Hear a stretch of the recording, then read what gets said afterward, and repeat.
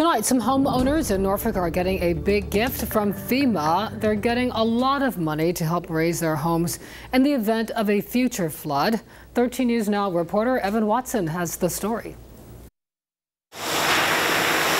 Even without rain, high tides forced Ben Baker to drive through water just to leave his house. The first couple of times we saw it, it was,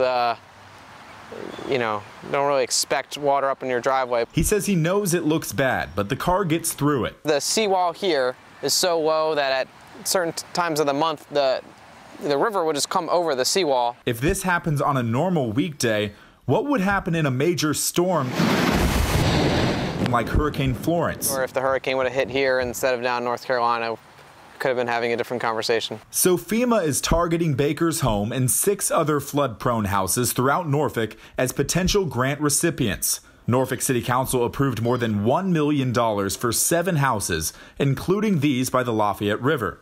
FEMA will pay for 75% of the cost to raise these homes above projected flood levels. The state would pay an additional 20% of the cost, and the homeowners would be required to contribute 5%. That breakdown sounds like a dream to Helen Joyce Jenkins. It's a blessing. I mean, nobody gets a break like that. That's like manna from heaven. I mean, that would be ideal. Earlier this year, she took pictures of people kayaking through her yard during high tides.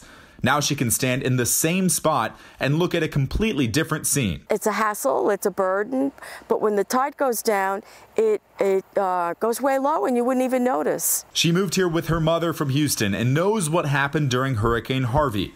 So raising her new home just in case, well, she's interested. You know, I'm thinking that you're going to crack it up on some jacks and lift it up to the sky.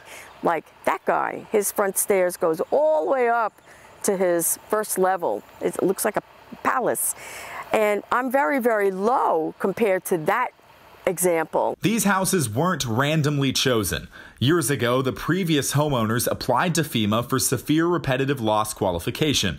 It's a competitive selection process that takes a while. Now new homeowners like Baker and Jenkins have the option to accept grant money to raise their houses. But Baker still has questions. To see how long it would take, kind of how it would change the property. I assume they don't come in at 8 o'clock and at 9 o'clock your house is raised. In the past 5 years, 19 other homeowners in Norfolk have chosen to have their properties raised, mostly with grant money. The city of Norfolk is currently accepting design and contractor requests for the current 7 projects. At least one person is excited to imagine it all working out. I would be shocked, overwhelmed. I would feel like, Miss Congeniality. I would feel like Miss America, Evan Watson, 13 News Now.